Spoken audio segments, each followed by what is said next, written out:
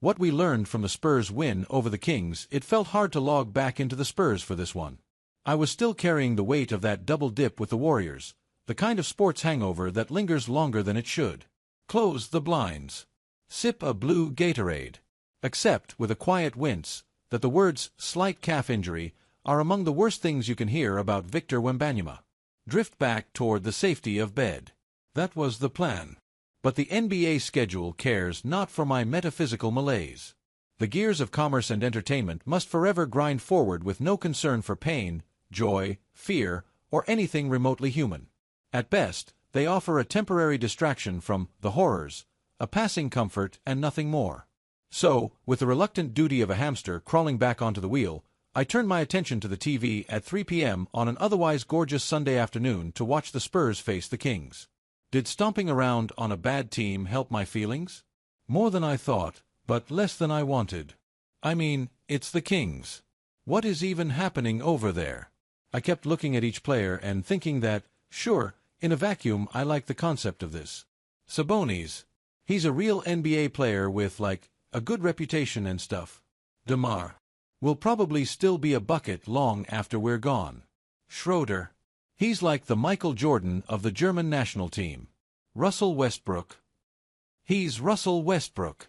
All that said, once you stop unfocusing your eyes, you remember what a mess you're looking at. It almost makes you mad that the Spurs aren't blowing them off the court even more. Look, it was a nice win. It was nice to see that the team wasn't feeling quite as hung up on the Warriors games as I was. It was nice to see them look competent without their tall French safety blanket.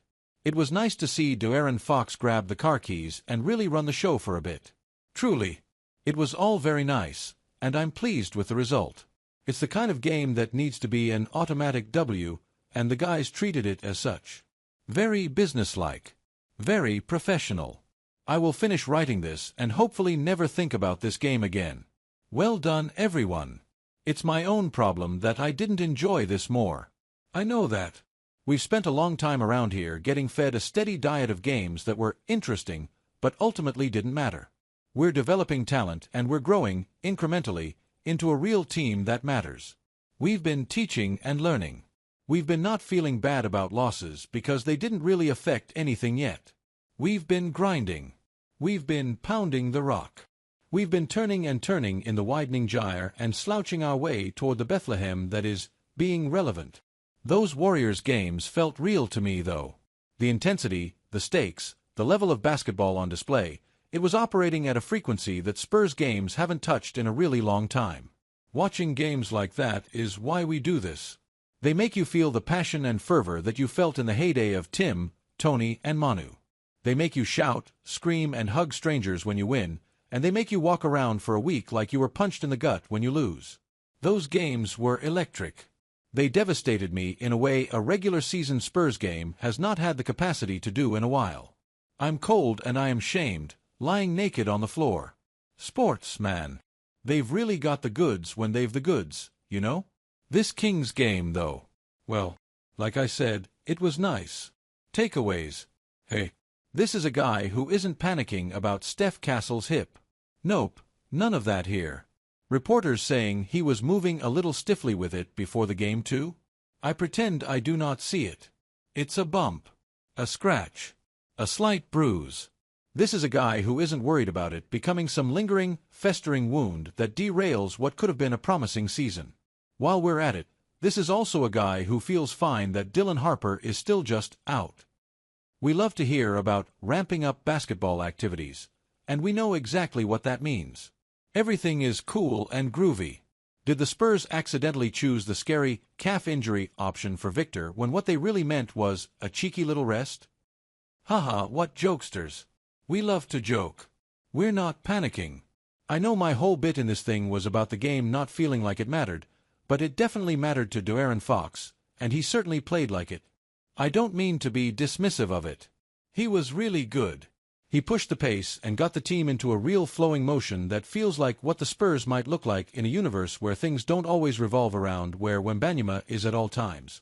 I'm sure there's a vision for the Spurs looking like that even with Vic in the lineup, so it's probably good that everyone is getting some reps in playing this way. Not panicking. I don't know when, where or how I will ever find the time to do it, but I feel like Keldon Johnson deserves a book written about him that just sort of sings his praises. He doesn't get enough credit for the load he shouldered during the weird limbo years between DeMar's departure and Vic's arrival. Watching him struggle a bit in the 1A role probably hurt his stock league-wide and, frankly, internally with Spurs fans more than we acknowledge, because we couldn't help but focus on what he wasn't capable of doing. He's now in the role he was destined for. He's overflowing with energy, and he does all the little things that glue this roster together. I'm excited every time he checks in because I know he's just going to get out there and do stuff. He loves San Antonio and he loves being a Spur. He's perfect, and I hope he plays here forever. Always really happy to see DeMar. I have so much affection for that dude, and I feel like I don't have enough genuine ways to show it. You know that feeling where you just want to give someone a hug so they know they meant something to you? But then you remember he's a very famous basketball player who is also very much a stranger to you, and he might get weirded out if you came up and hugged him out of nowhere. Does anyone else get that? How many recap columns out there this season do you think reference W.B. Yeats and Natalie Imbruglia to get across how they feel about a basketball team? Not enough of them, I'll tell you that much. In general, I think if you aren't associating watching sports with a world spinning out of control into a frightening and uncertain future, where the facade of everything you thought was true collapses around you and leaves you emotionally exposed and unsure how to go on, then you're not doing it right. And you think Yeats and Imbruglia are the two artists who tap into that for you? I can feel you being patronizing, but I'm almost positive that the end of the world, a devastating breakup and a really tough sports loss exist on the same plane of emotional resonance for most people. That seems unhealthy. Those three things don't represent the same level of threat to your well-being. Why would you react emotionally to them in the same manner? It's like having the same cortisol spike to a butterfly attack and a bear attack.